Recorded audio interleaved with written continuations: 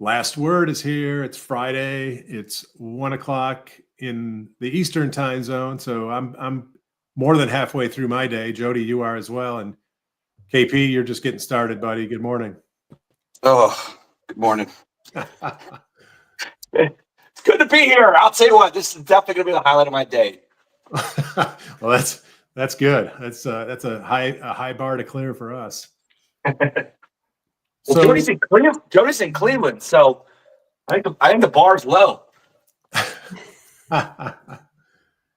Jody's in Cleveland or outside of Cleveland. Robbie, who's backstage, is in Cleveland. He and the elder Chrisman are at the Union Home Mortgage event in Cleveland, and we're here doing our thing on a Friday afternoon. Life is good.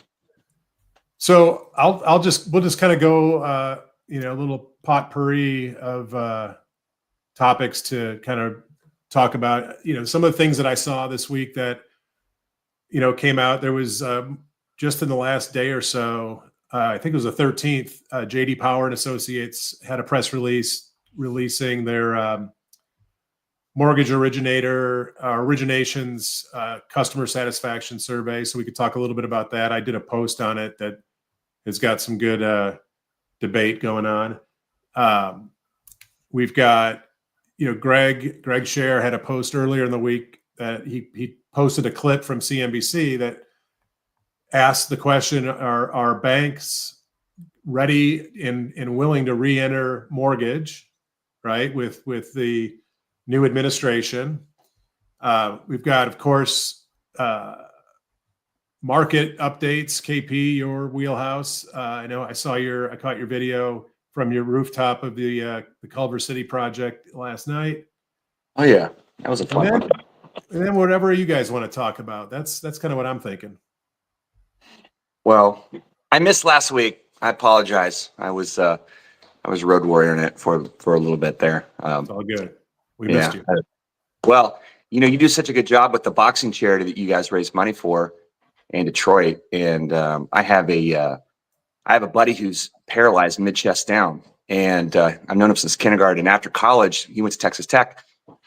He got hit by someone who ran a four-way stop sign, and so we raise money for him every year. We have a golf tournament on a Friday and then a raffle that night, and it's just I was in no condition to be on a podcast from my golf course. Yeah. Not to mention it was raining and muddy, but it's for our buddy. But yeah, it's good to be back. I missed it just in case there's anything controversial about talking about the election or results or anything like that. Probably worth mentioning. I've been looking all week to see if any housing nuggets are going to come out of President-elect Trump's, him putting together his cabinet and this and that. And I haven't really seen anything. And to be honest, I have not looked at the news today at all. So if he named someone or tapped someone for some position, I would have missed it today. But I haven't seen anything. Although I'm intrigued to see RFK as the Department of Health and Human Services. It was very interesting because he, and again, I don't care about politics, so I'm not care to get anybody making anyone feel any type of way. But he is obviously from a historic family, and his father was killed, and in the primaries, Bobby Kennedy, right? So, this dude's old, he's jacked, he looks healthy, he's online taking pictures of his shirt off all the time, kind of like Putin, and so he wants to make America healthy again. I don't know how he's going to do it. I don't know exactly what he's going to do, but man, I'm intrigued. Let's have better food and let's find a way to make us healthy. I don't know what he's going to do. I mean, he's going to come into my living room and make me get up earlier and exercise. I don't know, but that's my hot take on all the political landscape at the moment. If you guys dare to speak about it. Wait till it comes out that his diet consists of chicken nuggets. Yeah. It sounds like you're doing like you want him to be like a Richard Simmons commercial. Get up and make you move. I love Richard Simmons. R.I.P. by the way. Yes. Yeah. The only thing that the only thing I've heard about him and his policies, and it could be rumors, I've done no fact checking, is that he wants to remove fluoride from water. Right. don't know why. I'm a kid who grew up on well water where Same. you had like the entire, small town, and you had to do. And look at your smile. It's great. I think it has a lot more to do with genes than what was in the water. But we had to do fluoride swishes at school. Yeah, I remember that. There wasn't fluoride in the water, and kids who did not go through that. I mean, there's like stereotypes about Appalachia for a reason, but it has to do with it being on well water and spring water and not having the resources and the fluoride that's needed. Were you deflecting my Cleveland shot over to Appalachia? I like it. Yeah.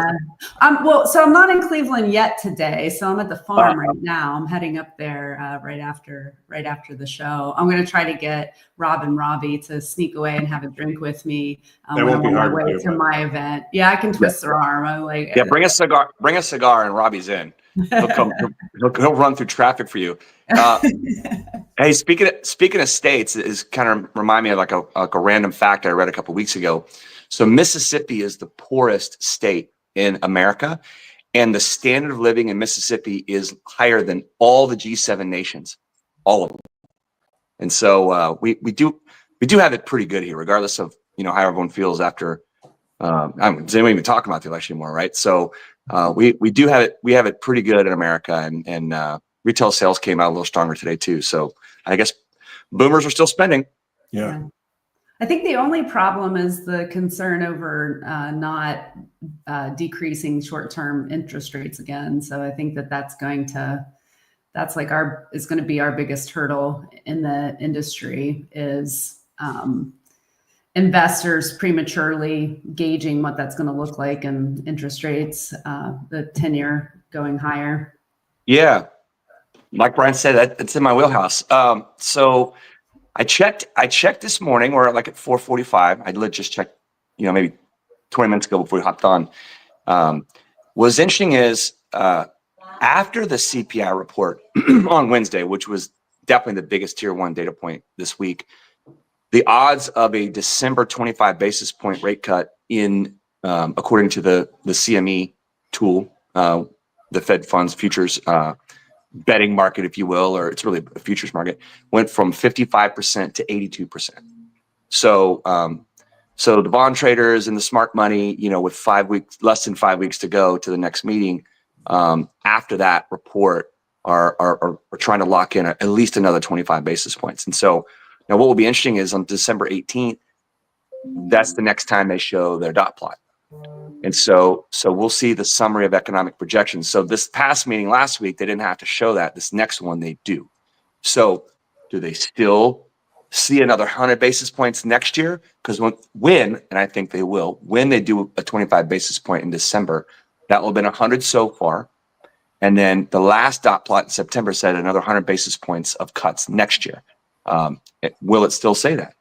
Will it say 75? Will it only say 50, which is what the market is pricing in right now? Mm-hmm. So you can look at the 2-year yield and you see the Fed funds rate come down to that number. That's where the market thinks they're going to stop. Obviously, 10-year yield impacts our mortgage rates, which is having a little bit of a trouble getting over that 445 number and staying over it. So we'll see if this is like a test of resistance and then bounce back down, or if there's something to make it push on through. So I haven't looked at the calendar next week. I don't even know what the heck is on the calendar. What's on the docket? We've got Thanksgiving holiday the week after, right? Yeah. What's typically so? I mean, we'll have some Fed Treasury auctions. Those will probably move the market, is my guess. And if the stock market is starting to cool off like it did the last 2 days and maybe today, like that Trump bump that it got, absolutely ripping in the stock market, you might see some money continue to sell off and then flow into the Treasury market next week, which would bring yields down. So we'll see. I actually have not looked at the economic calendar. I'd have to pull something up for next week. So KP, you're of the three of us, you're the closest to the street, right? You've got the PRMG loan officers, you've got your loan officers that work for your TPO partners. Given this continued uncertainty, right? Given, the continued elevated rates, how are you guys, helping your loan officers help and advise the consumers that they serve? Because I think I'm seeing just a lot of people frozen right now, not sure or certain what they should be saying, how they should be saying it, and just curious how you guys are approaching that with your teams. Well, we're all facing some seasonal slowdown trends right now, right? I mean, I will say, as a 3-channel lender with retail, wholesale, and correspondent, we've had a pretty balanced approach. Our locks are up in all 3 channels this month, slightly over last month. And this is a shorter month. I mean, if you take out Veterans Day, we're at 19 business days and funding days this month. So, we're staying open. It's kind of weird the way Thanksgiving is. It is on the last week of the month this year. Right. And then Friday is the last day. So we always have a skeleton crew in case people want to fund on that Friday. And usually there's maybe 30 fundings. We think there could be as many as 100 that would roll over. We're pretty busy right now. Good. That's a nice little tailwind, and the locks are pretending to a better month next month. So, but it does slow down. I mean, people after Thanksgiving just stop looking for houses. They stop listing their houses. They don't want foot traffic through their homes during the holidays if they haven't sold. And so everything kind of slows down between that and the new year. I actually, I did my first, let's circle back next year email to a vendor. And, and so we're, thanks for that, by the way. Appreciate it. Yeah, you're welcome. So I think, once people go back out in January looking for houses, depending on weather, depending on the market, of course, depending on the situation, there's a little pent up demand of people looking for homes between Thanksgiving and New Year's. And so, but that doesn't turn into a contract, which turns into a loan app, which gets into my underwriting center until maybe February. Yeah. So it's just that slow time of year. I will say we've been pushing our HELOC strategy internally and, in our non-QM strategy internally. And I think we're finding homes for, I don't want to say alternative products, but I mean, we are an A paper lender. We're Fannie, Freddie, Ginnie, seller, servicer, issuer. But those products have helped us bridge that gap in this kind of, seasonal slowdown. And I think it will over the next 60 days again. Kind of a spinoff to that question too is, I feel like we've been in this very difficult market for what seems like years. It's probably been, 18 to 24 months. Do you feel that the loan officers that are still out, hitting the streets and doing their business, that they are just kind of a little bit of immune to it and it's business as usual? I would say generally, yes. I have started to see a little uptick in the chatter on the Facebook groups that I'm in of people kind of whining, and I get it. I mean, everyone has, their tipping point or breaking point or just wants to get something off their chest. And, the holidays are weird. It gets colder. The days get shorter. Some people get sad and even depressed, and it is what it is. You just got to fight and power through it like we have every year. Yeah. This year going into this seasonal slowdown is better than last year, which was better than 22. And I think that's generally the feeling. Now, half of the loan officers are out of the business.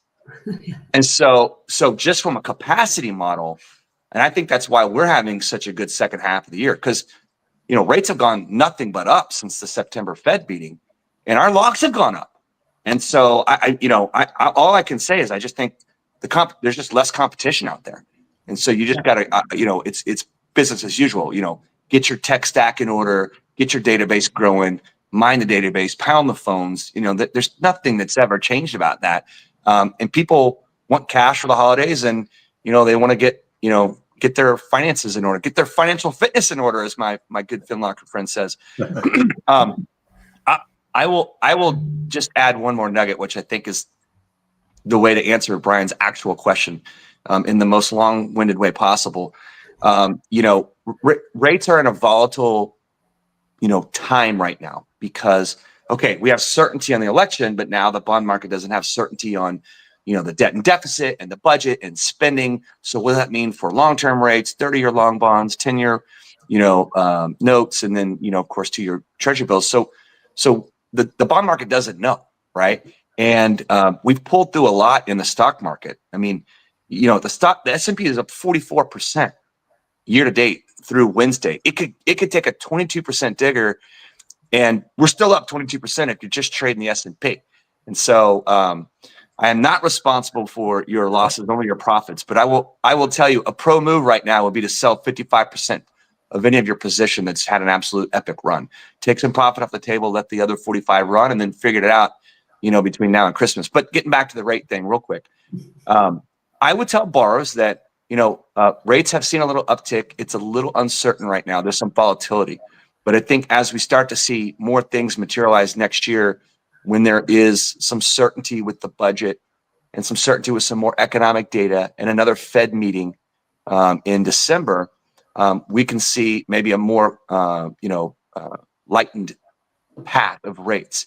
Having said that, if you're waiting for rates to come down, so is everyone else. So buy the house now and then, refinance later, the whole, take the rate, marry the house, dump the rent thing. So I literally was at this Mesa credit card launch party in LA Hills, Beverly Hills last night. It was awesome. And there was this lady, this Russian lady who was friends with the CFO of Mesa, who is, the name is Nadja. She's amazing. She lives in Encinitas. She's helped like Robinhood go public, and like just a very accomplished businesswoman on the CFO side.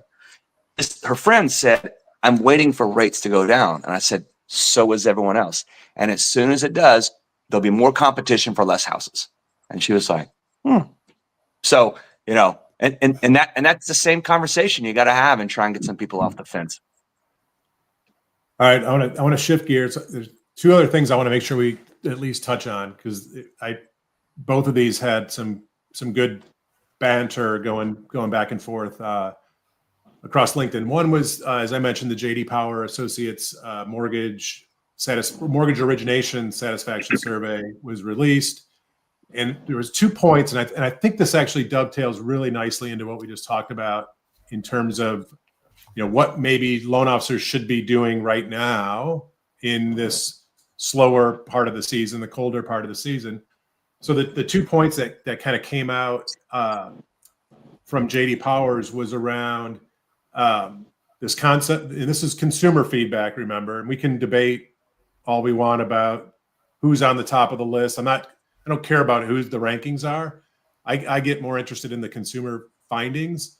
And across the population of consumers surveyed, this concept of lender as an advisor came out, especially in tougher financial markets. So consumers, by and large, that were surveyed rated the lenders higher that they perceived as more of an advisor, right, versus a order taker, transaction oriented originator. So that was one interesting piece that came out. It had nothing to do with process, nothing to do with ease of technology, all that stuff. This was really around the consultative approach that the lender, and by extension the loan officer, took with these consumers.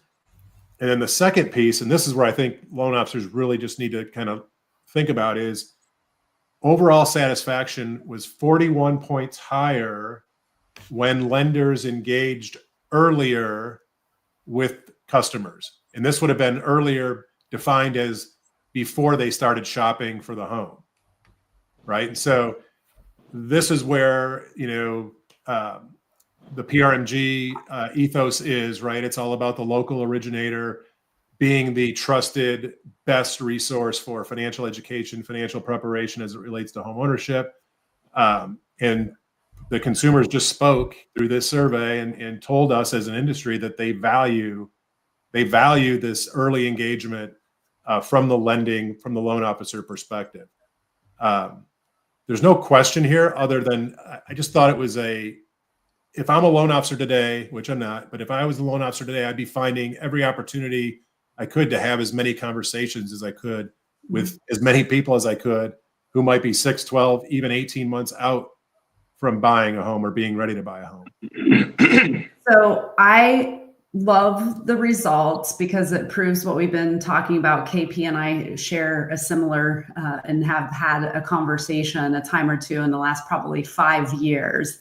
As technology evolves, the loan officers are constantly, you worry about adoption. You can't get loan officers to do anything because they're afraid that technology is going to replace them.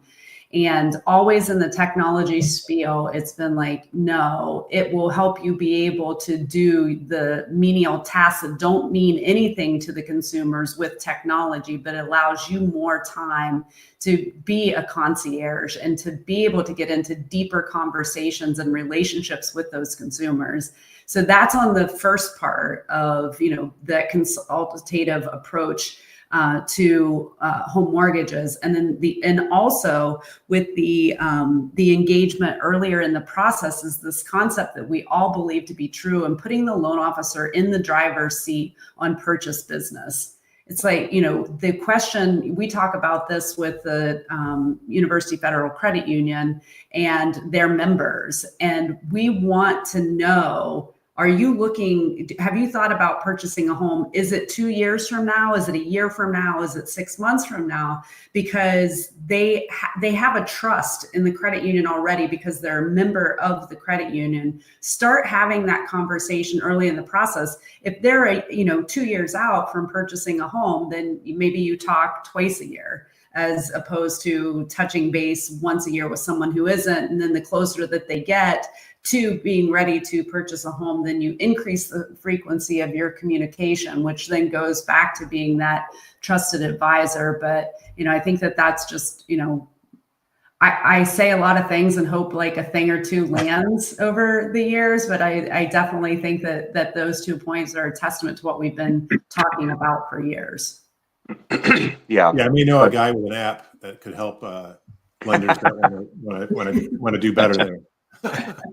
Yeah, we've talked about, no shocker on the advisor part at all, but I love the insight, at least from a data and statistical standpoint.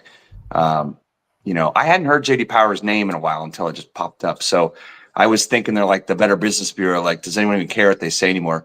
But that's just me skewing younger here. But I will Brian cares. Yeah. But all kidding aside, I actually really do like that insight, because a lot of things that all of us have been working on, in our careers the last several years, is moving our shift, to Bob Jennings over there, CoreLogic, he likes to call it shift left, right? But us shifting, all of our activities up funnel. I like to say, up the sales funnel, get there a little bit earlier. And there's tech out there you can see.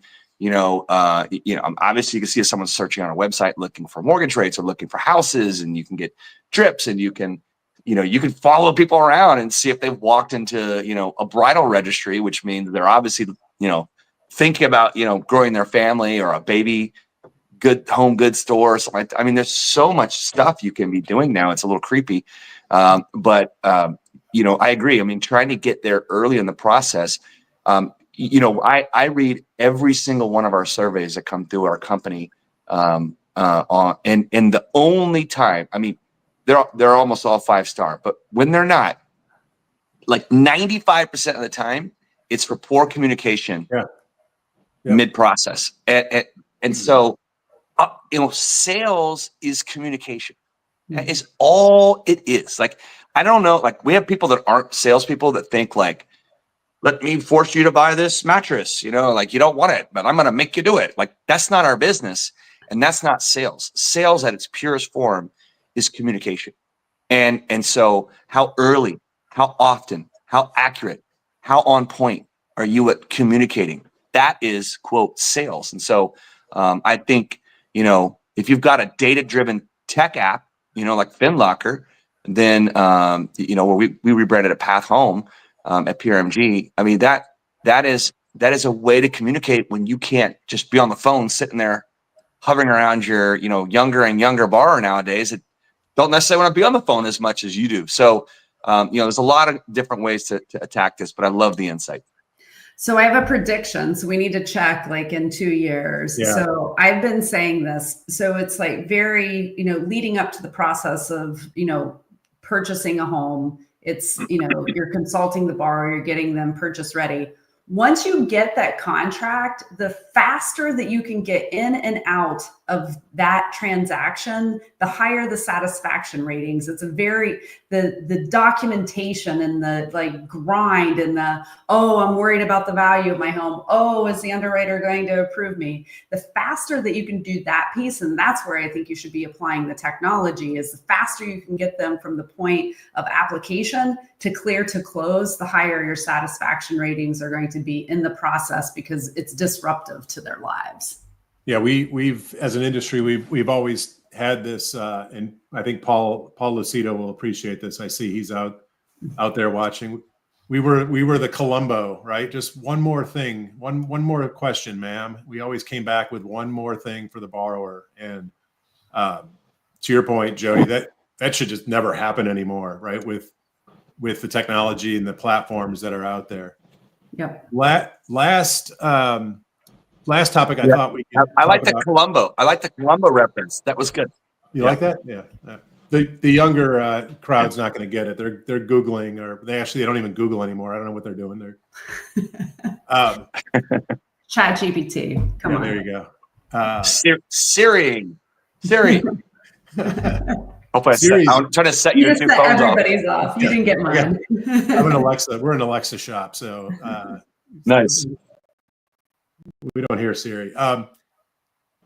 So there was a CNBC clip over the weekend last week. Greg Scher kind of clipped it and posted it earlier this week, and the clip was really speculating or predicting, depends on how you think about it, that with the new administration, with deregulation, et cetera, will we see banks flood back into the mortgage, the primary mortgage space, right?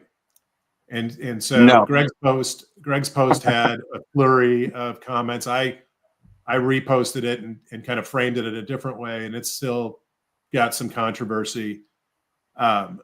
I'm curious from each of your seats, what your thoughts are. Will this be the re-entry points? And I'll define banks as really the big box banks, because community banks never really left, right? They're like the credit unions. They're more community and member focused, customer focused. I'm talking, the big box banks.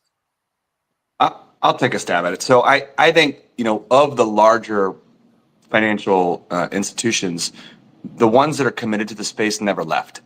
And so, now some may have pulled out of wholesale or pulled out of warehouse lending or pulled out of correspondent, and have just focused maybe on their retail footprint. And I think they'll just continue to do that. I just want to make a point. And so so everyone's not narrow-sighted here. Just because we have a new administration now, we may have the other party in 4 years who wants to sue your ass off. And so I don't see, it's a hammer trying to find a nail. It's like, come on, like just work with us, And again, all kidding aside, actually, there's some really great people in our government. I find that the False Claims Act is a pretty big deterrent for a bank to get into government lending. They're like, screw you. Like, you just took a Civil War era, law and said that I did bad underwriting on HUD, and so, and again, I'm not speaking from my perspective. I'm just saying what I see from the banks. The banks are like, I don't want that smoke. I don't want that smoke. Some of those are 100 plus million. Yeah. I mean, the juice isn't worth the squeeze. And so maybe, maybe some lessons learned there that, they'd rather just buy it, close on the back end and have their trading desk. And, and again, I think that, like, if our tech gets a little bit better to enable banks to be a little less people oriented, I think that that's attractive to them. Because I don't think the ones that pulled out have any interest of scaling back into a very people driven, manual, clunky process. I think they're waiting for tech to get better. I agree. I think correspondent, those that are in correspondent channel and buying, it's so much easier. And you can apply a lot of like automation so that you don't have to have a lot of people and a lot of oversight on that side and less headache. I do think like there is a difference between buying conventional and buying government. As a lender, I attended the Chase Housing Summit on an annual basis, and Jamie Dimon, it without fail would rant about not getting into the government lending space, and has a whole lot of very colorful things to say about the government related to that. So and he's always kind of the one I'm thinking of when I make my comments. Like they're like the poster child of like, screw you, government overreach. I'm not doing it. I learned my lesson once, fool me once, shame on you. Right. So quick story on it. The last time that I attended, because, being a recovering lender, you don't get invited to that show anymore. Unless you're sponsored. I was sitting in an auditorium. Jamie Dimon's on stage with his head of mortgage, and Sandra Thompson was it Terry Lindsay? I don't know. Is Terry a guy? It was a guy. Yeah. I don't remember names. Yeah, it is. Yeah, he's great. Anyway. But so Sandra Thompson is like over my right shoulder, and Jamie just went on a rant about the head of FHFA, and he's like, I know you're in the office, and he's like staring right at her and just like doing a Jamie Dimon rant, and I was just like, I like just kept going lower and lower. Like I felt like I was having like eyeballs stared straight through me. Wow. She's been great. She's had a good run. She's amazing. And she took a lot of punches for as open as she has been to working to make mortgages and housing better. So she definitely has been a breath of fresh air over the years. And if I could just say one last thing about her, since you brought her up, I've been in a lot of panels and rooms with her over the last several years, and when she spoke to, I believe it was at NAMBA Connect, where she spoke to a room full of students who wanted to get into our business. I mean, her whole face was glowing. She was happy. She was like inspired and inspiring. And that was pretty cool to see that, because at her core, and I think at all of our core, that's really what drives us, is helping others. And, instead of dealing with the BS of politics and DC and policy, she was just like, you could just see that personality and that happiness inside her. That was really cool to see that side of her, in the last couple of years. Yep, for sure. Love that. Well, guys, that's a great way to close out the last word, presented by Chrisman Commentary. Thanks, Robbie and Rob. Jody, KP, always great to end the week with the two of you. And we'll see you back here next Friday, same time, same place. Have a great weekend. Have a great week. Cheers.